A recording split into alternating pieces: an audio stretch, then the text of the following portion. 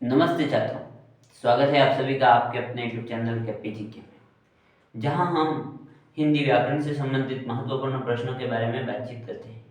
यदि आप इस प्रकार की श्रृंखला से जुड़े रहना चाहते हैं तो इस यूट्यूब चैनल को सब्सक्राइब कर दें तथा पास लगे बेल आइकन को भी दबा दें, जिससे आपको सबसे पहले सूचना प्राप्त हो सके।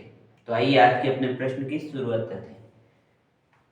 प्रश्न संख्या 22 है, जिसमें क्या पूछा गया है कि व्युत्पत्ति के आधार पर शब्दों को कितने भागों में बांटा गया। मतलब क्या पूछा गया है कि व्युत्पत्ति का मतलब क्या है कि इसकी बनावट या फिर इसकी रचना किस प्रकार से हुई। ठीक है, option number 2, option number 3, option number 4 और ऑप्शन नंबर 5। कल हमने किसके बारे में पढ़ा, तो उत्पत्ति का मतलब क्या है, कहाँ से उनकी उत्पत्ति हुई है, मतलब वो कहाँ से शब्द निकले, वो उसकी उत्पत्ति होगी। लेकिन व्युत्पत्ति मतलब उनकी बनावट किस प्रकार की है, उसके आधार पर शब्दों के कितने भागों में बांटेंगे। तो आज हम किसके बारे में पढ़ रहे हैं, व्युत्पत्ति के आधार पर।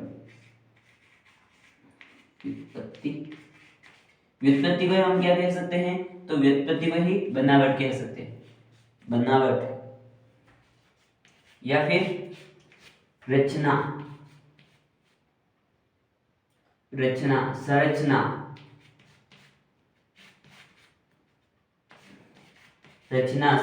के आधार पर वर्गीकरण, शब्दों का वर्गीकरण।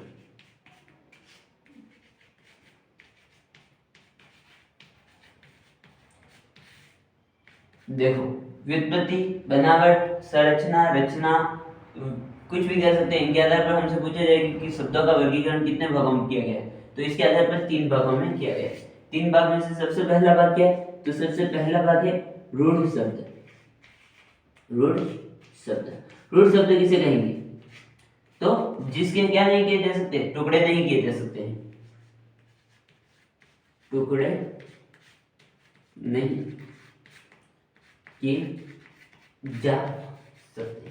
ऐसे शब्द जिनके टुकड़े नहीं किए जा सकते हैं, जो अंतिम रूप हो। ठीक है, तो उसे क्या कहेंगे, अंतिम रूप हो उसे क्या कहेंगे, तो रूढ़ शब्द कहेंगे। इसमें ना ही तो संधि लागू होगी, ना ही समास लागू होगा, ना ही उपसर्ग लागू होगा। ये मतलब एक शब्द होंगे सिर्फ। जैसे उदाहरण के लिए क्या लिख सकते हैं हम, तो उदाहरण तो जैसे नल है, नल के बाद में चौक है,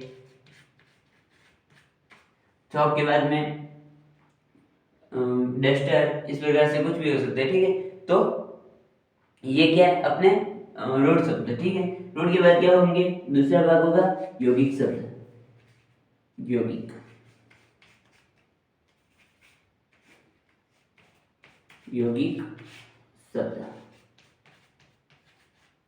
शब्द।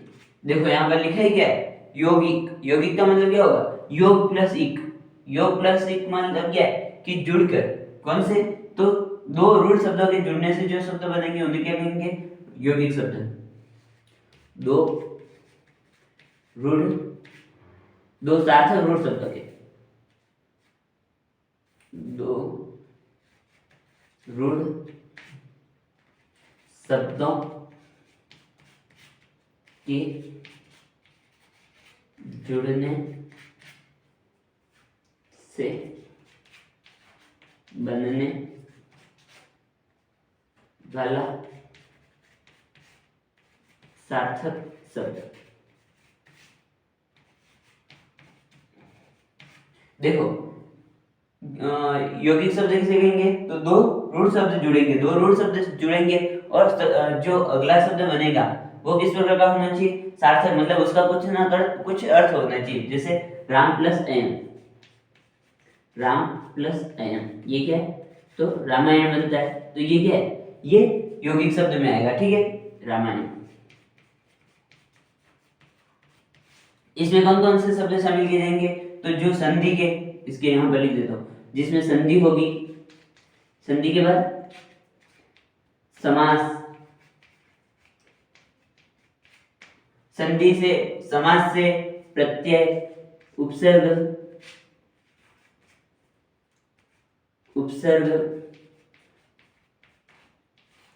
के बाद में समास में सिर्फ एक बहुव्रीहि समास है, उसको छोड़कर जो भी शब्द होंगे वो सब किसमें शामिल किए जाएंगे, तो यौगिक शब्द में। तो ये सब तो इसमें शामिल किए जाएंगे, लेकिन कौन सा नहीं, तो बहुव्रीहि समास को छोड़कर, बहुव्रीहि समास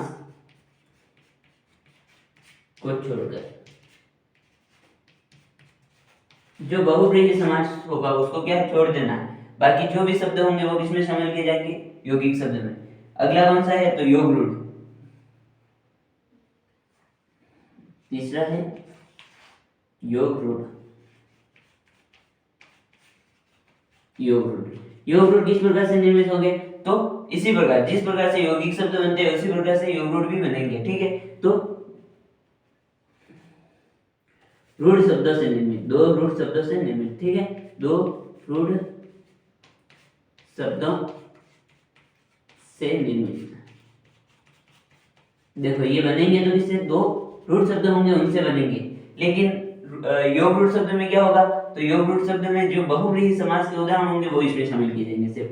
ठीक है, तो बहुव्रीहि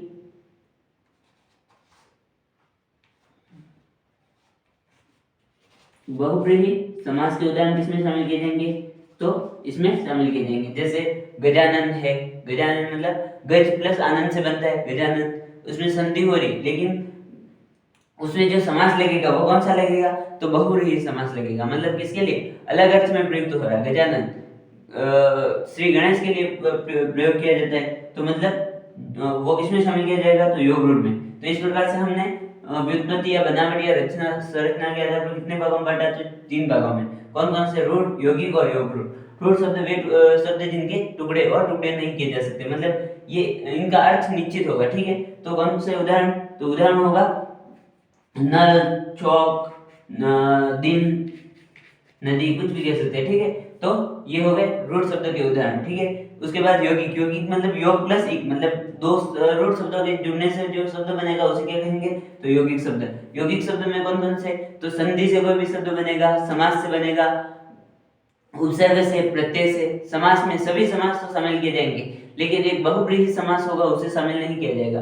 बहुव्रीहि समास के उदाहरण किसमें शामिल किए जाएंगे, तो योग रूढ़ में शामिल किए जाएंगे। योग रूढ़ भी जिस प्रकार से यौगिक शब्द बनते हैं उसी प्रकार से योग रूढ़ शब्द भी बनते हैं, लेकिन इनका अर्थ क्या होगा, तो अर्थ एक अलग होगा, मतलब जो शब्द होगा उसका अलग अर्थ होगा, उसे क्या कहेंगे, तो योग रूढ़ शब्द कहेंगे। जुड़ेंगे इसी प्रकार जिस प्रकार से यौगिक शब्द बन रहा है उसी प्रकार से योग रूढ़ शब्द भी बनेगा, लेकिन उसका जो अर्थ होगा वो किस प्रकार होगा, भिन्न होगा उस शब्द से, तो उसे क्या कहेंगे, तो योग रूढ़ शब्द कहेंगे। इसमें कौन सा समास शामिल किया जाएगा, तो बहुव्रीहि समास के जो भी उदाहरण होंगे वो योग रूढ़ में शामिल किए जाएंगे। तो अपना प्रश्न किया कि व्युत्पत्ति के आधार पर शब्दों को कितने भागों में बांटा गया, तो व्युत्पत्ति के आधार पर कितने भागों में बांटा गया है, तो 3 भागों में। जो भी 3 है वो क्या है, अपना सही उत्तर है।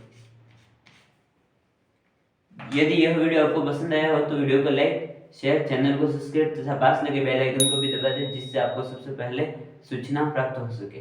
धन्यवाद छात्रों।